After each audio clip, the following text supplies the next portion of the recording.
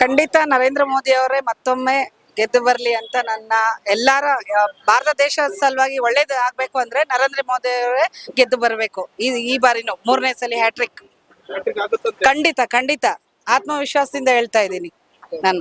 Okay, ಅದೇ ಮುಖ್ಯಮಂತ್ರಿ ಆಗ್ಬೇಕು, ಪ್ರಧಾನಮಂತ್ರಿ ಇದು ಮೋದಿನೇ ಆಗ್ಬೇಕು ಅಂತ ಬಿಜೆಪಿ ಬರ್ಬೇಕು. ಈಗಾಗಲೇ 2 ಸಲ ಗೆದ್ದಿದಾರಲ್ಲ, ಮತ್ತೆ ಗೆಲ್ಲಿ ಒಳ್ಳೇದೇ ಮಾಡ್ತಾವ್ರೆ. ಇವಾಗ ಇವರೆಲ್ಲ ಮೋಸ ತುಂಬಾ ಎಲ್ಲ ಮಾಡ್ತೀವಿ ಅಂತಾರೆ. 10 ಕೆಜಿ ಅಕ್ಕಿ ಕೊಡ್ತಿದಾರೆ, ಕೊನೆಗೆ 5 ಬಂದು ಅದನ್ನು ದುಡ್ಡುನು ಇಲ್ಲ ಅಕ್ಕಿನೂ ಇಲ್ಲ.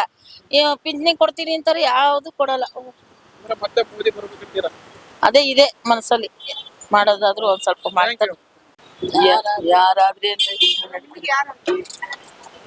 ಆಗ್ಬೇಕಂತೀರಿ ಈ ಸಲ? ಮೋದಿನೇ ಆಗ್ಲಿ, ಏನಕ್ಕೆ? ಚೆನ್ನಾಗ್ ಮಾಡ್ತಾನಲ್ವಾ, ಬಹಳಷ್ಟು ಒಳ್ಳೆ ಕೆಲಸ ಮಾಡಿದಾರೆ. ಮಾಡಿದಾರೆ. ಇದೆಲ್ಲ ಏನ್ ಮಾಡೋರು ಎಲ್ಲ ಹಾಳಾಗಿ